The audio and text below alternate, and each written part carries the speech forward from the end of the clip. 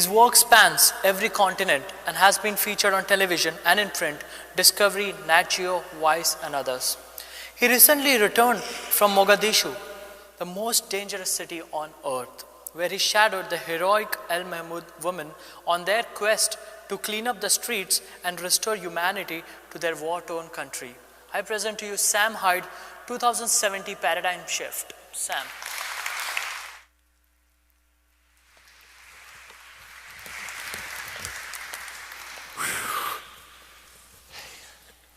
Can I have this water here? Is this anybody's? I'm claiming that right there. All right.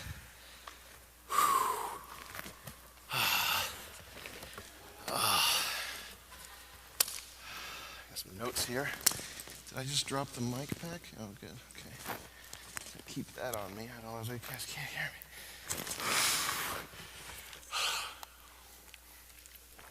Give me like 25 seconds here.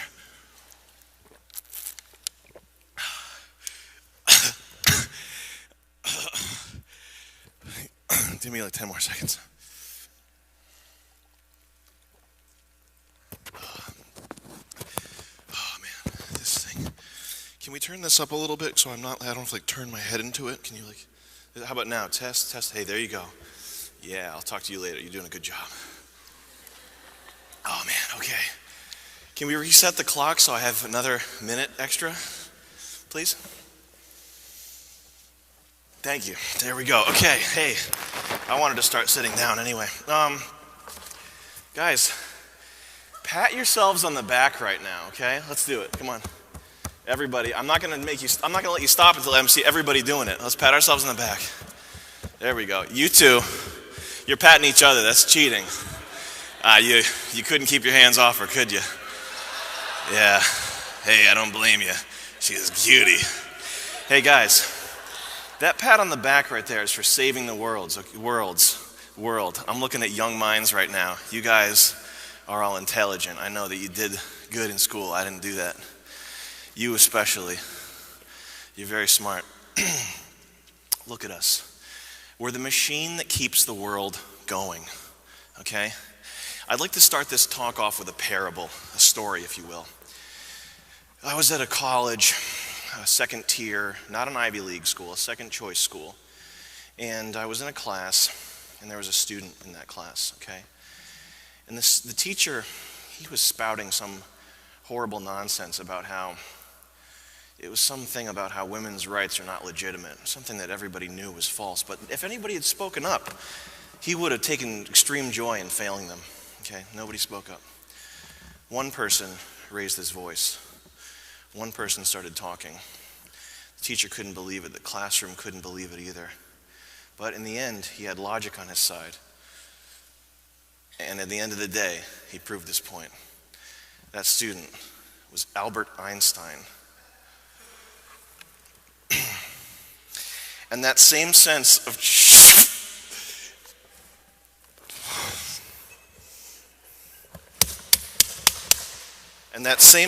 childlike play and innocence that we know from Albert Einstein, I can sense it in this room today.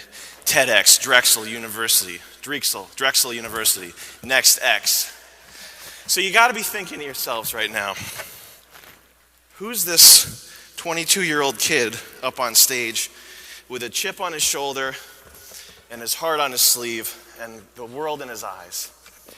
Well, that's a tough question, asking somebody to define who they are. I much prefer to ask, what inspires that person? What inspires you? What inspires you?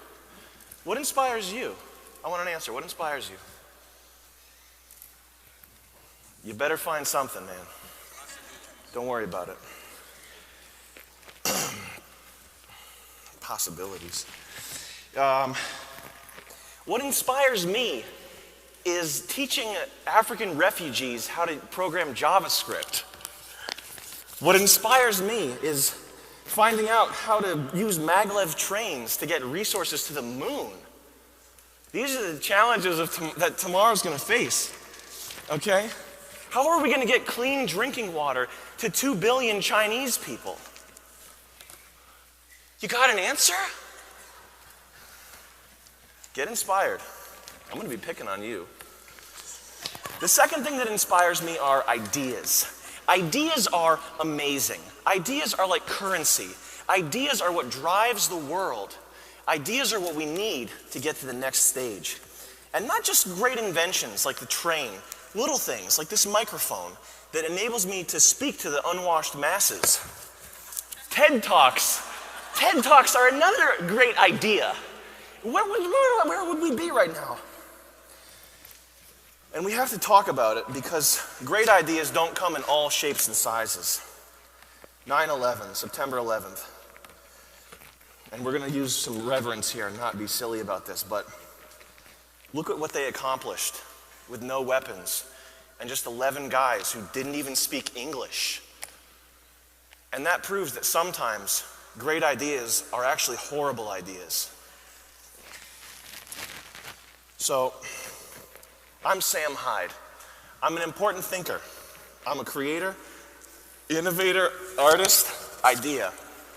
But above all else, I'm a passionate, childlike innovator. I've been all around the globe.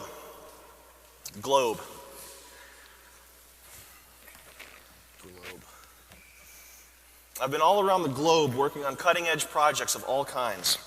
And I'm here to ask you one question. Where are we at?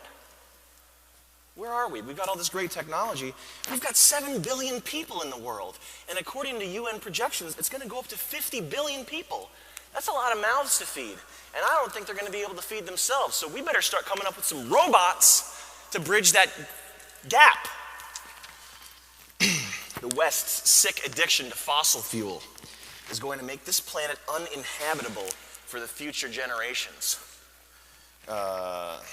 You'll know what I'm talking about if you've seen the movie An Inconvenient Truth. It's essentially what's going on is we're too selfish and we're driving our cars too much. And that's getting nature out of the picture. Now, we looked at the data. And what we found surprised us.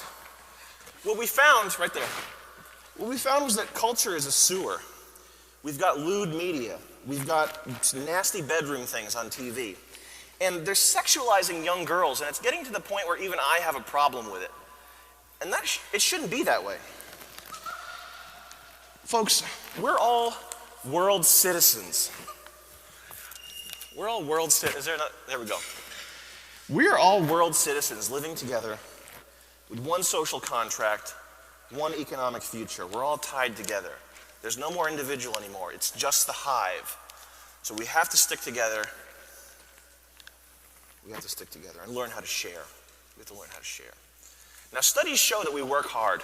It's true. Everybody in this room is a hard worker. You're a hard worker. You're a hard worker. You're a hard worker. I know because you're here. Okay? But studies show that we don't play hard enough. We got to play harder. It's because it's that sense of childlike playing that's going to save us in the end. Albert Einstein. But hunger, poverty.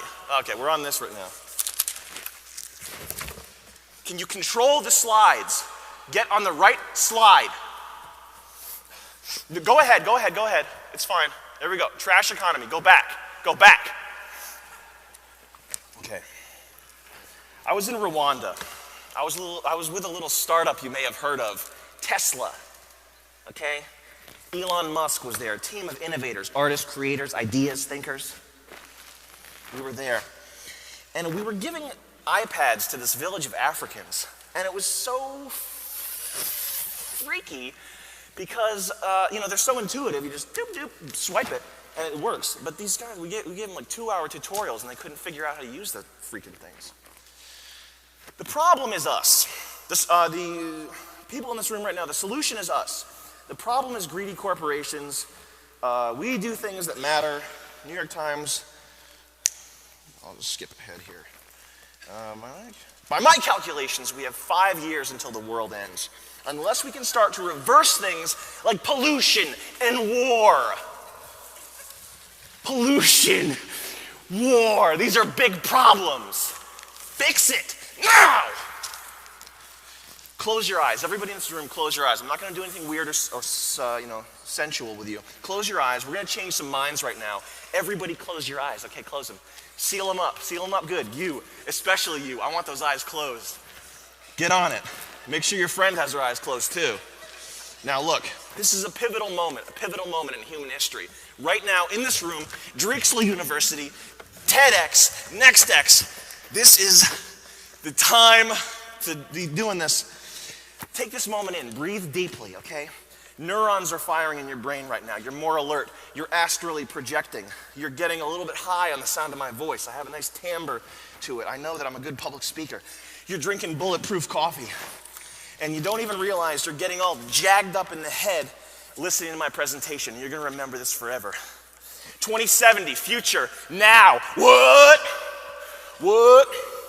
2070 predictions. The next 50 years are going to be some serious stuff. Seafloor farming. 75% of the world's surface not being used by agriculture. On the seafloor, you're going to have sea beets, sea yams, sea cabbage. Have you ever had a sea salad? Have you ever had sea cheesy baked potatoes that blew your socks off? Because you're going to be. 2070 coming up. Trash economy. The abundance of trash. What are we going to do with it? Are we going to put it on an island? Are we going to make it somebody else's problem? Or are we going to take the initiative and take this problem by the horns? Trash economy. You use cubes of trash as money. Everybody becomes rich. It's a gold rush. Walk with me. Most of the major cities will be replaced with vast pleasure domes used exclusively by the Excelsiites, who are the neo-upper class, while the displaced hordes of lower-class depth grovelers will live underground in tiered cities, endlessly toiling away for nuggets of neoplasmin. Video games are going to get more realistic. Super fuel-efficient vehicles getting 80, 100 miles per gallon. It's not that crazy. You think I'm nuts right now because I'm suggesting something high-tech like that? Flip side of that coin, gas, $10 a gallon. You can't win them all, but we can make do because we're going to have solar power also. Race riots. Extreme racial tension and unrest. It's called the knockout game, and eventually white people are going to get tired of playing it. That's all I'm saying. I'll skip that one.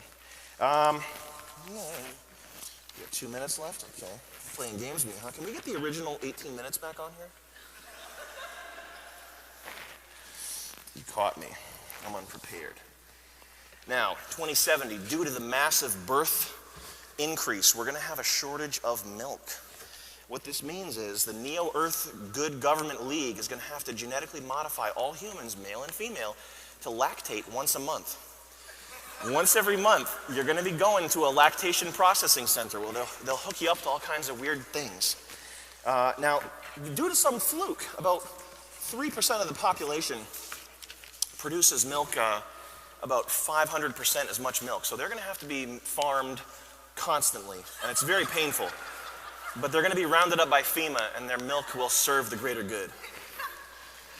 Guys, what's the one problem right now that's not going to be around in 2070? The elderly and the disabled.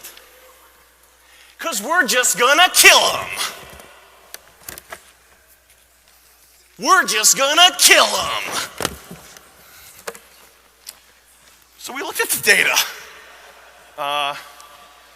We got robots policing the streets. 2070, we got gay marriage. Surprise, surprise, bigots, okay? Sorry, in 2070, gay people are going to be allowed to get married. Get used to it. Make me sick sometimes. SodaStream will do for soda what 3D printing did for assault rifles. And I think you're going to be seeing a whole lot more of these great Apple products. The iMac.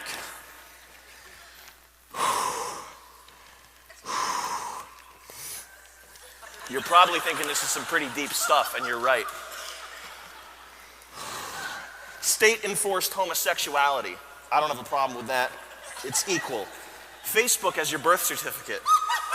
Mac iPads built into every school desk for every child. 3D printers are kids' toys, and the newest 3D printer, your kid is going to be printing up 3D Muslim Barbie dolls. 2070, gay men have actually developed reproductive organs inside of their area, and a new generation of children are born from inside gay men. What else we got here? Good luck searching for Al-Qaeda on the internet in 2070. You'd have better luck going next door and asking them in person. What else we got here? You are not going to like that one. Nobody's going to like that one. Let's do this here.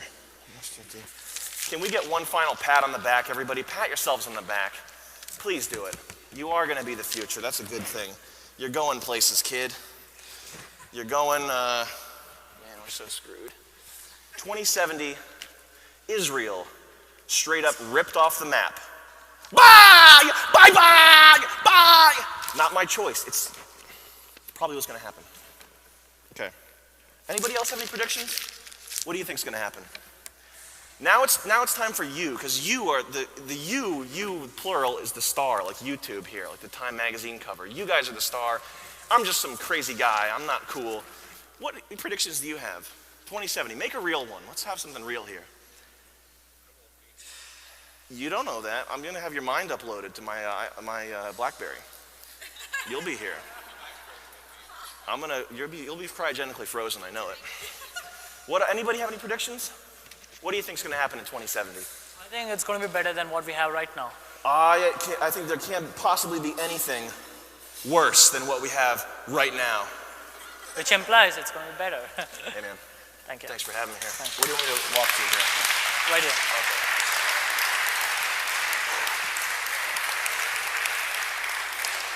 For the final Q&A, I would like to call upon Paul Richards and Larissa Milne. Thank you.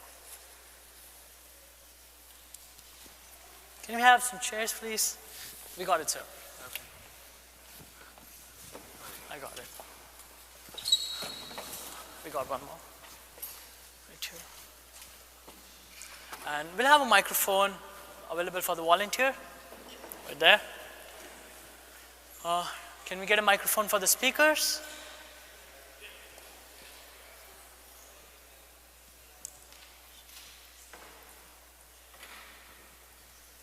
Thank you, Mohammed. So I'm sure we have a lot of questions. Let's begin. We have a question right here. Okay. This is for Mr. Hyde. Obviously, your presentation made a big impact on all of us, but I'd like to know what messages that you'd like us to take away from that exactly.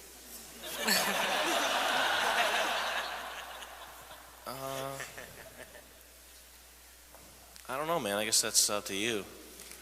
That, I don't know. It's nothing. It's just a bunch of crap.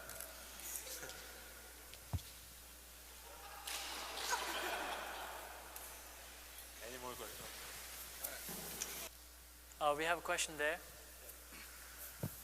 Yeah, I have a question for Mr. Richard.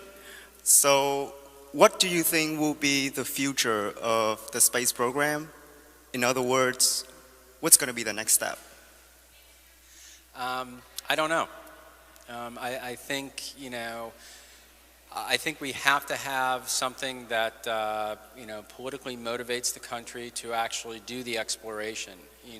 History shows that the countries that explore have the highest standard of living. When you go back to China, Portugal, Spain,